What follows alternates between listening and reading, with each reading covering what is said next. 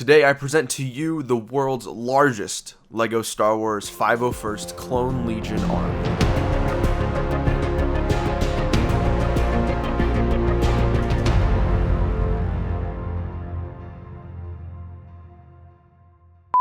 Hold on, before we get into the video, for some reason, 64% of you watching this right now are not subscribed. For love of God, please hit that subscribe button.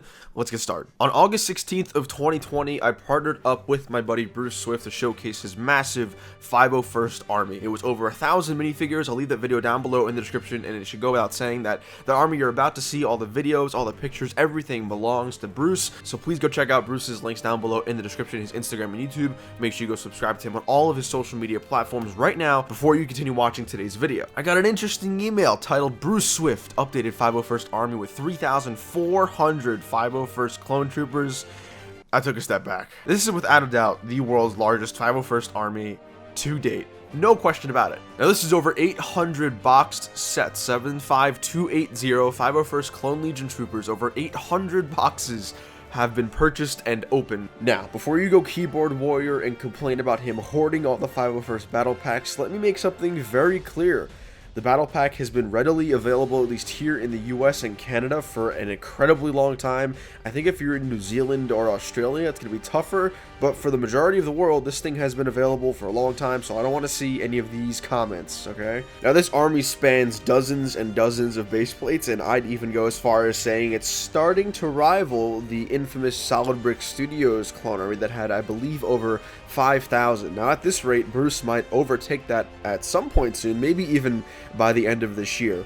But let's talk a little bit more about the army itself. At the very beginning of the column, you have the Clone Wars version Anakin minifigure and the Ahsoka Tano minifigure from the AAT, and they are of course joined by Captain Rex and another sort of leader figure in the 501st Legion. Now behind them you have the 332nd Troopers, or the Ahsoka Tano Legion. They were most famously shown in the Mandalore arc of Season 7 of the Clone Wars, and these guys are actually probably my second favorite Legion, if not my first of all time. I love the aesthetic of them, I love the meaning behind the clone themselves and the Legion themselves, and I think they look absolutely amazing. So that means 200 of them, at the very least. At some point there were 200 AAT sets open just for the minifigures, which is pretty crazy if you think about it. Now of course, as you get a little bit of an overhead view, you can see the real depth and the massive part of this army. Now on either side there are other 501st troopers. You have some 501st pilots, as well as some of the older 501st troopers before the new one came out. Nothing really too exciting there. I don't think those are actually even really that good minifigures, but the new ones